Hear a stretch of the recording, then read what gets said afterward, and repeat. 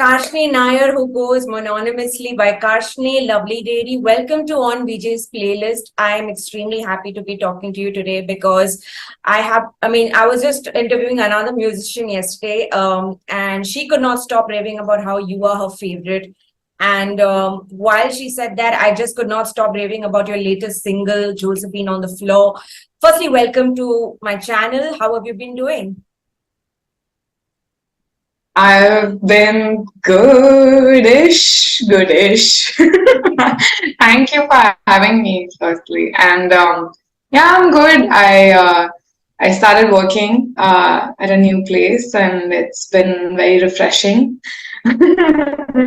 Congratulations on Yeah, yes, I'm very happy, and it's also very hectic, but I'm good for the most part. How are you? I've been great. Thank you for asking. I'm just happy that every week I get to talk to somebody from the Indian independent music space, and it hasn't been more gratifying than that. And just the fact that once in a while you also stumble upon some really kind feedback from the audience and from people in the fraternity, and um, you can see that what you're doing makes a difference. And there are people who are learning from our interactions. So I think that's extremely amazing to know. But for our viewers who have joined and who aren't familiar with Karshni's journey, Karshni is a young musician from Pune who was working briefly in Delhi for a while and has just moved into Bombay. But I believe you were born in Mathura. So how did this happen that this, sweet Mallukutti of all the places, Mathura happened in the scheme of things? So do you want to tell us about your initial days as a young child? How did your parents move to Mathura? I actually don't remember anything about being born in Mathura. I'm just told I was born there. My dad's actually in the army, so he would keep moving around, and so our family kept moving with him while he was getting posted to different places, right? And so Mathura just happened to be one of them. And I was born there, but I was brought up in Pune. And yeah, basically I was brought up in Pune. I used to live in my grandfather's house for some time, and then we got our own place in Pune. And I think I've stayed there for like 20 years of my life. Yeah, what can I tell you about my childhood? It was fine, only, the usual trauma and erasure of trauma by the brain, and then, and then like, the usual. I was in the choir a lot, like in school. And I actually had this very memorable singing teacher, Mrs. D'Souza. And I've borrowed a lot from the way she used to sing. She had this very pronounced vibrato, like the most pronounced vibrato. And we used to make fun of her in school. But what school in Pune were you in? Pune? Yeah. I was in St. Mary's School. Ah, that's where all the, St. Mary's has a reputation. I'm very well aware because I had quite a few friends coming from Pune. Okay. Yeah, there's a myriad of different reputations that but yeah, I am aware of, St. Mary's is right next to the Bishop School, no, in camp. So yes, I'm aware of the culture and the eccentricities of students who come from both schools. Yeah.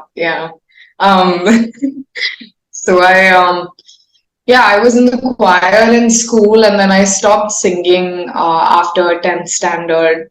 I didn't stop singing, but I wasn't writing anything and I wasn't making anything. My best friend and I used to do a lot of covers together.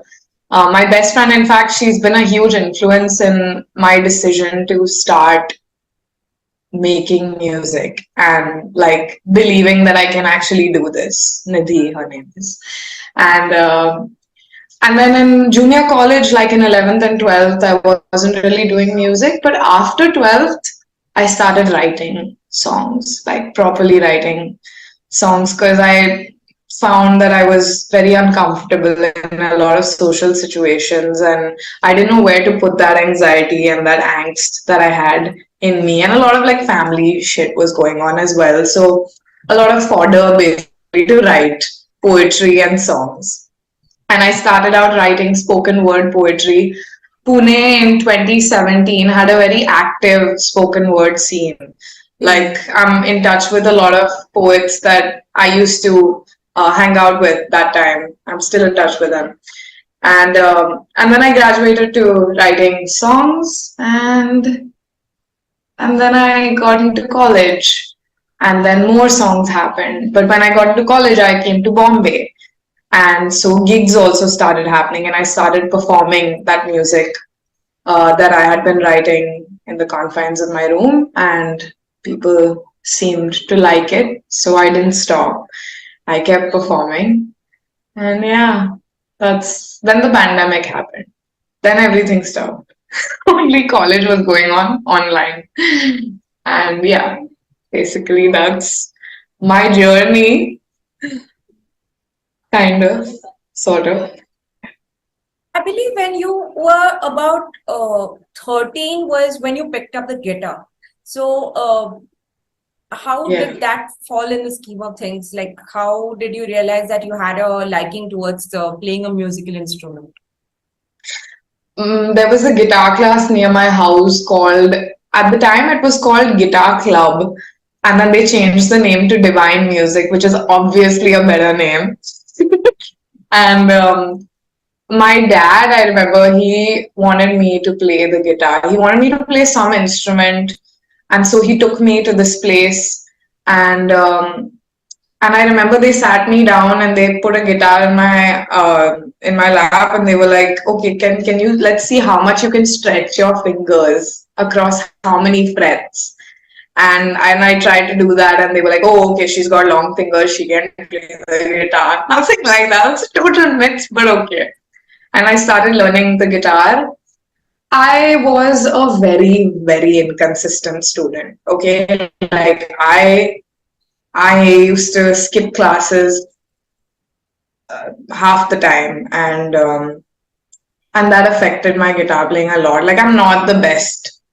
Um, I'm not good with the guitar for sure. Like, I know that, and I've sort of navigated through it and found my own style, and a style that suits my songs, how I write them.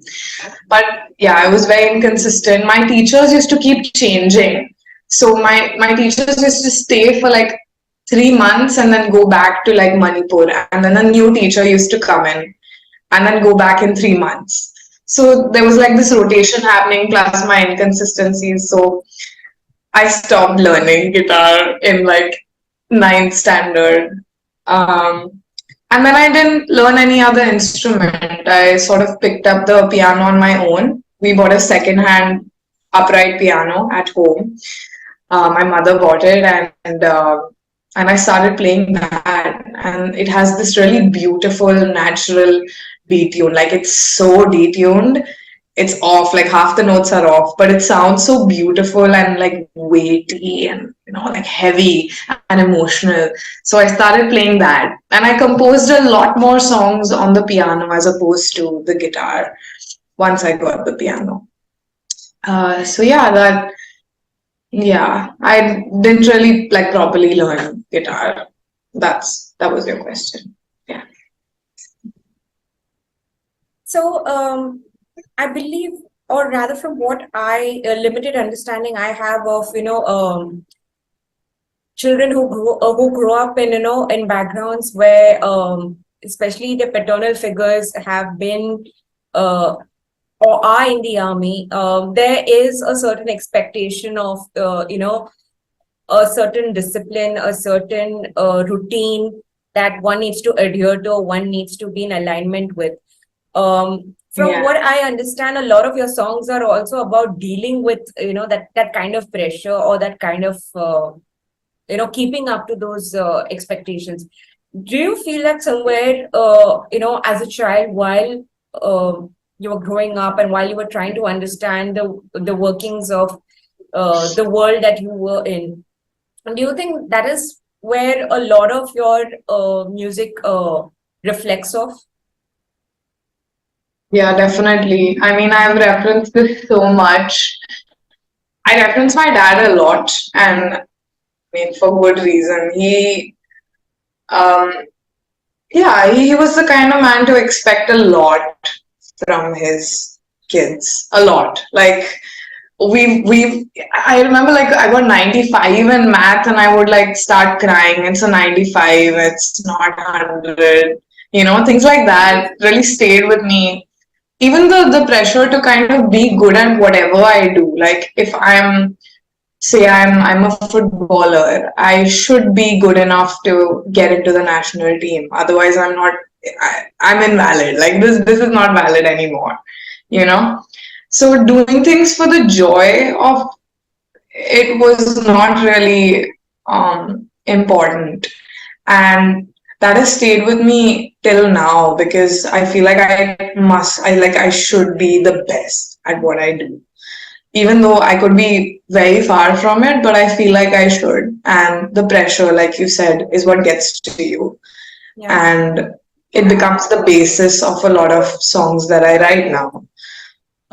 Especially because, like, every time something bad happens in your life and you go back and write about it, you think about how you probably failed yourself in some way. You could have done better, and all that comes from your upbringing and how you've been conditioned to think that there's a certain way, there's a certain level, you have to match up to.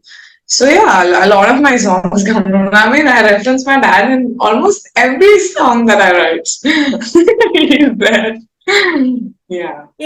I mean, you have just released your I mean, I just got because I have subscribed to your newsletter. I have just received the update of the latest Bandcamp single a month that you've been doing now since the past year, where you have released a song every month, and I think you've just given a glimpse to all your subscribers about your latest single, Dad. And even prior to that, some months ago, you released another song called Dad Hates Second Place. So I think it pretty much, I think it pretty much reflects about, the equation that you share, especially with your father. But having said that, Karshni, do you believe that all these songs that you have put out on your Bandcamp profile, because on your Spotify, there are about just 4 singles that are listed, but your Bandcamp has no music clearly. So do you think that, putting out these songs, writing about them in the first place, just sitting and listing down your thoughts and your feelings, just penning them as verses, do you think that becomes your outlet to actually express what you really feel within? Yeah, that's true for any songwriter. You sit down and express your thoughts. That's the way to do it, I guess. Regarding the Bandcamp and Spotify thing, I definitely think that maybe not all the Bandcamp songs, but some of them are good enough to be released on all platforms. Yeah. They're produced that way. They just need to be mixed and mastered, I feel like. But not all, because some of them are incredibly intimate, like very, very personal. And I feel like when a listener decides to click that link or whatever, sounds so like artificial, click that link. But like when they decide to click that link and visit it and visit my Bandcamp and give it a listen and read the lyrics, I feel that experience is extremely organic. Like that is to be preserved. Not everyone does that. I know exactly how many people listen to my Bandcamp songs, and there's not many. But the ones who do sometimes, message me talking about the song, and that's very valuable to me. I do it for that. For those like 2-3 people who will listen to it and buy it and tell me that they like it, that's very precious to me because they decided to listen. you know, to what I had to say, like the deep, dark depths of my mind. So yeah, But do you think, very in precious. the longer run, when you are, I mean, now that you are, a professional musician in your own right, do you think that is an approach in the longer run that will help you sustain if you only put out art for your sake and not for the sake of consumerism? Yeah, no, it definitely. Why do you think I like got a job in Bombay? I have to sustain myself somehow. Like I do music because it's very fulfilling, and I keep telling myself that it's okay that I got a job and I can still do music, but it's not that easy. It's easier said than done because I come back and I'm exhausted. Putting out these songs on Bandcamp is not profitable for me at all. It's not. Um, but is putting them out on all platforms profitable for me? You tell me that. Do you know how much artists earn from streams? Close to nothing. I mean, there are artists out there celebrating 10,000 streams. Yeah, you can celebrate the fact Yeah, that your song was played 10,000 times. yeah, That's a major feat, that's a major feat. but go back and see what you earned from it, and it sucks, you know, that the reality is just like extremely bitter. And so I decided let it be, you know, let's put it out on Bandcamp. I also really like the interface of Bandcamp. Like I'm very superficial like that. I love the aesthetic of things. So and I love the aesthetic of Bandcamp. And I love the idea of being, you know, the niche indie artist who puts stuff only on Bandcamp. And also, you I'm know not that a gonna lot lie. of international listeners are, they prefer Bandcamp to all That's the true. other DSPs. And I Yeah.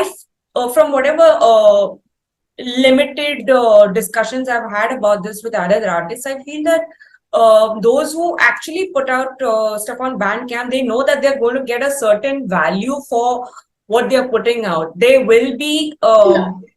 genuine enthusiastic listeners who will listen but will also actually pay to listen to the music that you're putting out. So I guess it Yeah. becomes all the more valid then. Yes, for sure. I mean, when I see somebody's purchased my song, and also there's this thing on Bandcamp, right? It's like you set the base amount, and Yeah, somebody could either pay that base amount or pay more than that. And there have yeah. been people who've paid more. And even if they pay a penny more, I feel so, I don't know how to describe that feeling. It's so Getting the great. value of your efforts. I mean, Yeah. get all for Yes. everything that you put, your blood, sweat, and tears and everything. I mean, isn't Yeah. Yeah. that is the rightful remuneration you should be getting? Yeah, yeah, yeah. The emotional value is extremely high in on Bandcamp, so I love it. So while you were growing up, if I could ask you, who were your earliest influences from music? Which artists did you enjoy listening to, or who was the more musically inclined family member in your immediate surroundings who introduced you to a lot of good music?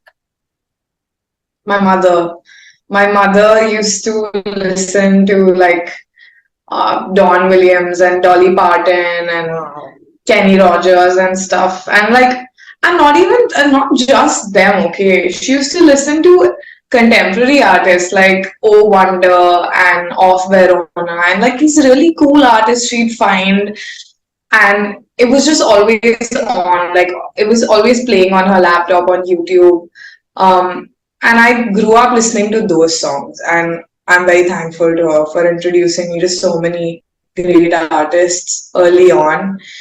But my I like by myself I used to listen to like pop music. I was a huge Justin Bieber fan. I was a huge One Direction Oh, fan, like the usual suspects, you know. I freaking loved that shit. Like I have a poster of Harry Styles in my cupboard. Like right now it's in Pune. It's there. It's still there.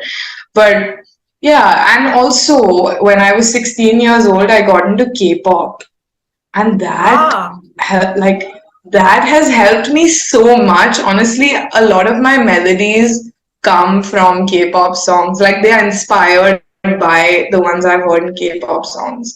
So who are Not your just K-pop K-pop songs, favorites? just Who are oh your my K-pop god. favorites? Let's not. Let's not do this. It's like a okay. So not just K-pop, also like the entire Korean music scene. Yeah. Indie music from South Korea, hip hop, R&B. My favorite, like whom I completely idolize, is this man called Bean, and he's a Korean R&B artist, and he's yeah I don't have words.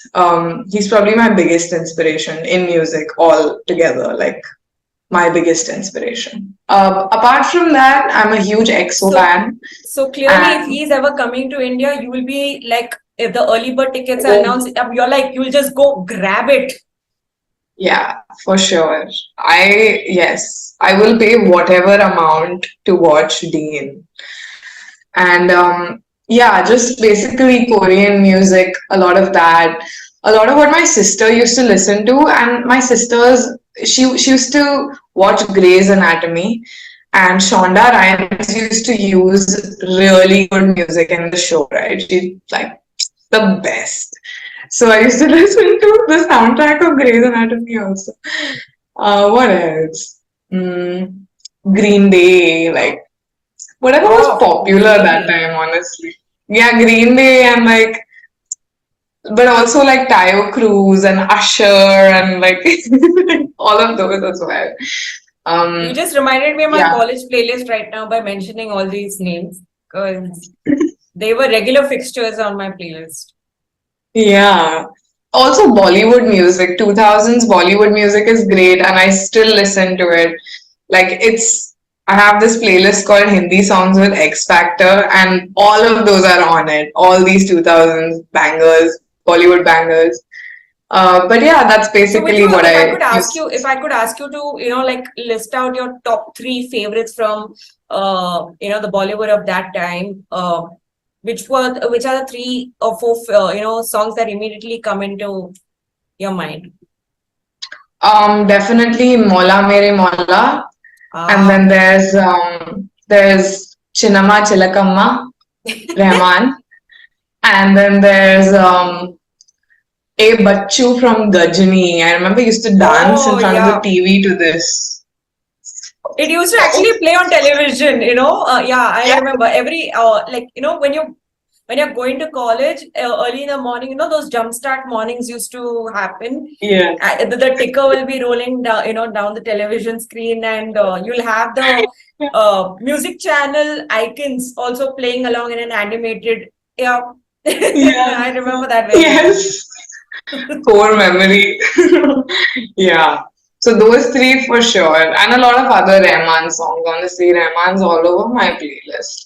There's a song called Aaj Dil Gustakh Hai with a very interesting chord progression. It's from this movie called Blue.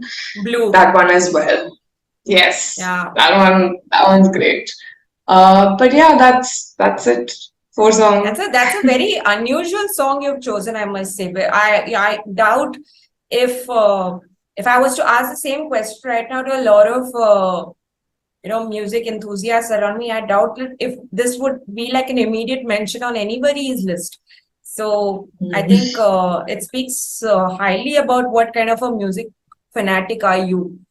Karshni, speaking about last year, one of the biggest developments I think in 2022 for you especially was to record this amazing song, the same for the very inaugural edition of Modern Love Mumbai in for Amazon Prime Video, and you got a chance to collaborate with Neil Adhikari and Karsh Kale, both who in their own right have been very celebrated names in the Indian independent music scene. So could you tell us a Yeah. little bit about the experience of just, getting a chance to work with them?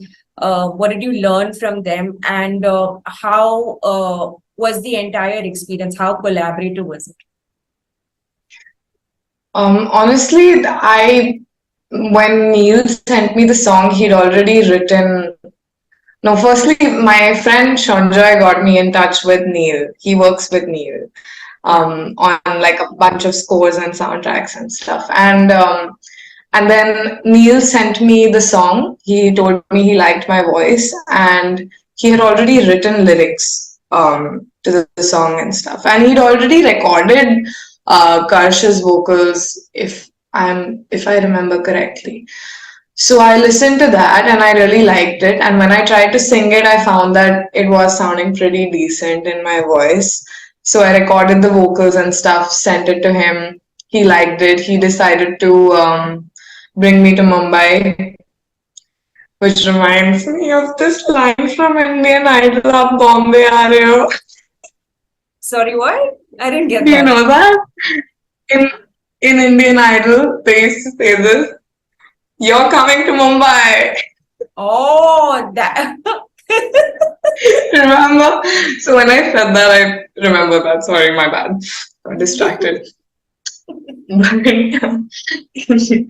Yeah, I went to Island City Studios, and that was the first time I met Neil. And he's so enthusiastic and like so much energy. And I remember on the way to the studio, I got my period. Oh my God, this is what I remember from recording the same. I got my period on the way to the studio. I reached this. I like somehow like managed and stuff. I reached the studio intact, and then I went to sing. And we both realized that I could not sing properly while standing up because the voice that he heard on the recording that I sent him earlier was different from how I was sounding in the studio. Also because different mics, but just the texture of my voice was sounding different. So I told him that I usually sit and record. So then he got a chair and I sat down and like it's weird because when your stomach is like pressed, right? When there's weight on your stomach, Yeah. you shouldn't be able to sing that well. But for me, I feel like that texture sounds better when I sing. When I sing while sitting down. So I don't know if I had to go into this much detail, but I am. That's okay. Okay, cool. Then I sang and we recorded it and stuff. I did a couple of harmonies. It was good to go. A couple of weeks later, he sent me a mix of the song, and it sounded amazing. And when I watched the first episode of Modern Love, which was when I was in Mumbai for the Modern Love event, Yeah. right? That it took me that long to watch it. And that day I sat and I watched it and I realized that the song, like my voice in the song, it um it appears at a very key moment in the episode, which I was very happy about. And then they started kissing, which really pissed me off. Because I was like, I'm singing, man, just like stop making out to my.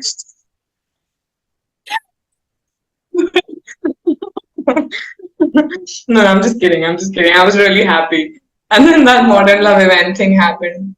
Yeah, the whole experience was kind of surreal because most of what I remember of this whole Modern Love um, experience is the Modern Love event where I got to meet these celebrities that I have seen on television when I was a kid.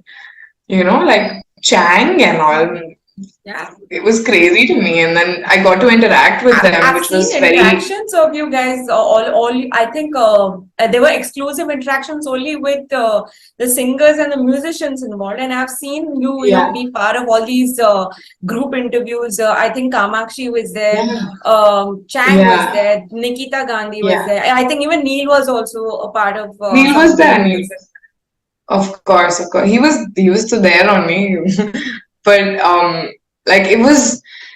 Yeah, it was really cool to meet them and talk to them, and just the whole thing was so surreal. There was like a van and there was hair and makeup and it just seemed so ridiculous, as in a good way, ridiculous in a good way. You know, like I love this for me. everything has led up to this moment. That's how I felt Like that you time. sometimes, yeah, I think I don't know why I was exactly explaining this predicament with another friend. I was telling her that I don't know why it always happens to us women only. Like, there is so much of internalized self-doubt. There's so much of internalized, like I don't think so. I can find a better alternative to the word self-doubt, to the term self-doubt. I'm just saying that there's so much of inherent consciousness within us that, when good things happen around us, instead of cherishing it, we are immediately like having these out of body kind of experiences. Like, okay, Oh, do we really belong here? for sure. Like oh my God, you're so right. That kind of dissociation, right? Like you're literally out of your body and you really can't fathom anything that's happening around you. And like when people are talking to you, you're just like zoned out. You just look zoned out. But yeah, that definitely happened a couple of times. Especially in the interviews, the modern love interviews, in parts, I'm just like dazed and zoning out of the conversation because I can't believe it. There's this whole team, audio team sitting in front of you and this huge camera equipment, and it's just like I make songs in my room, so I don't get to see that very often. It definitely is very overwhelming. I can understand that. Karshni, you are currently one favorite, outstanding favorite that a lot of Indian independent artists that I speak to during my interviews or even off the screen. I think you're quite the new favorite, the hot favorite for a lot of people. But if I have to ask you, Yes. who do you like listening to, in your spare time from the independent music scene, and whose work inspires you? Who are some of the names that you would pick? Oh my God, I have so many. And I'm so happy that a lot of these are my friends and people that I know closely. Um, Firstly, you've got to check out this artist called Three Oscillators. I have a song with Bridge called Drowning, and it's one of the first songs that I ever collaborated with another artist on, and it's one of my favorite songs that I've ever made. He is incredible. He makes music like no one else in the country. Like he has his own realm, I like to say, instead of genre, realm of music. So yeah, Bridge is little universe, Three Oscillators universe. And then there's also obviously you were there for the gig day before yesterday. ROUNAK MAITI is incredible. His songwriting inspires me. His approach to music as a whole is very cool. He makes like these really cool sounding proper songy tracks, and then he has this other project. And for a brief moment, I actually saw you from the corner of my eye, how you were actually singing along to every song that you was playing. And I was like, wow, Yes. this is the kind of community feeling I would like to see in artists, across the board. Oh my God, I thought you were gonna almost expose me and be like, Karshni, I saw you sobbing your eyes out, girl. I think I did see that briefly. I think on one of the songs, I did see you, kind of really got to you, and there was an emotional moment there. But I was awestruck by how you were, singing along with every song that ROUNAK was belting out that day. So I could tell. Yes, I love his songs so much. And I listen to so many of them when I'm, at my lowest. Honestly, they help me to just stay sane and, just, be calm. Then there's also this artist called Filter Soup and Sat. So Filter Soup and Sat is like, they've done an EP together. They're two different people. Filter Soup is Seanjoy and Sat is Satyajit. And they've put out this EP called Immersion, which is one of the songs on that EP was my most listened to track on my Spotify Wrapped. It's called Anything You Want, and it's beautiful. It's just this beautifully done electronic music, so intricate, so heartfelt.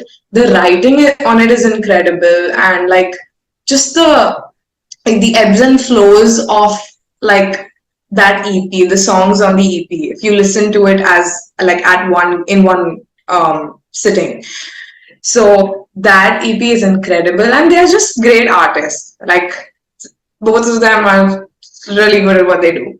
Then there is RUDY MUKTA, who is also just insanely talented. She makes music on GarageBand and it sounds incredible. She is really good. Her writing also very good. Then who else? Shantanu, obviously Shantanu Pandit. Everyone needs to listen to Shantanu Pandit right now. Go listen to his. I'm just like plugging everyone here because these are songs I listen to I listen to them very often.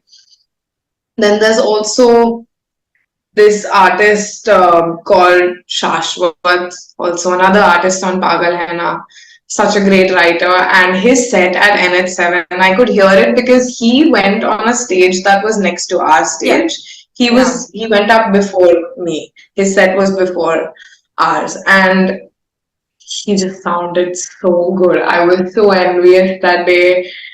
His band set is just to die for. He's really good live, and his vocals are amazing. You know, Indian classical as well as Western. Just he kills it. Then who else? Who else? Am I missing anyone? I don't think I am. Yeah, no, not really. Young Raj, obviously. Yeah, I don't know if you've heard of Young Raj. Yeah. He makes really cool. He makes beats, and he's also damn good. Yeah, I think that's about it. Those are the artists I am inspired by every day. To conclude our interview, Karshni, if I can ask you, now that we are in a brand new year, and of course we're already 2 months down the line also, 2 months have passed by, but where do you see yourself and what do you see yourself doing and sailing along in 2023? I see myself putting out a lot more music than I did in 2022. And by that, I don't mean Bandcamp songs, I mean like releases on more platforms. I just want my music to be a bit more accessible now, especially the music that I've written in 2020 and 2019 and like older stuff. I really want it to be out there properly. We're planning a release in March, but I don't know if we're going to be able to go through with it now, what with the job and everything. But I'm going to try my best. You're not ready for it. It's extremely sexy. It's really not a Karshni song.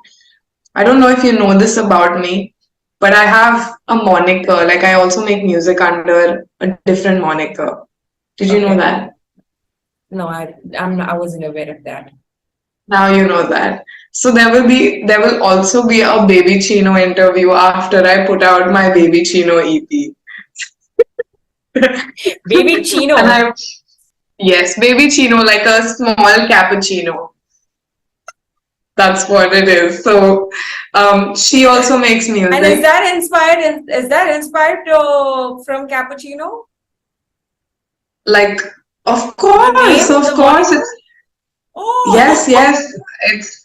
I mean, it's all about energy. What a discovery for me, and I'm sure for a lot of people who are watching this right now. Okay, so guys, Karshni also has another moniker, Baby Chino. It is, and yay! Please look forward. Of course, goes without saying, Baby Chino. Wow. Yeah. So the next release, as Karshni, is actually written by Baby Chino, by this moniker. This moniker is a separate persona altogether. So, yeah, that's the plan. Let's see. I still I If I'm still have not, a year. if I haven't misread it by any chance, I believe Karshni, a lot of your works revolve around a lot of gloomy themes. Death is one of the most recurring themes in your compositions, especially. Yeah. But I think if I read one of your interviews correctly, you are looking forward to now creating a more a much a much happier, a much livelier experience now through your music. So is that something that you are Yeah. consciously looking forward to working towards? Yeah, for sure. I mean, I created this moniker so that I could do that because as Karshni, I just feel like I have a tone and I have a language that I want to stick to. Yeah. But as this separate moniker, I feel like I can write about other things, not just happy things, but I can write about rage, I can write about sexuality, I can just explore very different themes from the themes that Karshni is writing about. So yeah, that's what I'm working towards for sure. Also the music, like the music sounds very different Yeah. as Baby Chino. It's electronic, it's got very few acoustic elements in it. So yeah. Different Well, from all singer I'll say songwriter. is, well, all I'd say is whether it's as Karshni or as Baby Chino, here's looking forward to some amazing music coming our way from your end, Karshni. Thank you so much for talking to me today on this very Thank special episode of you. On VJ's playlist. And I wish you all the very best for your future endeavors. Thank you for interviewing me. I just wait for people to interview me because I'm like, I want to talk about this stuff. Don't you want to hear about it? But thank you. Thank you for having me. It was lovely talking to you. The pleasure is all mine, Karshni. Thank you so much.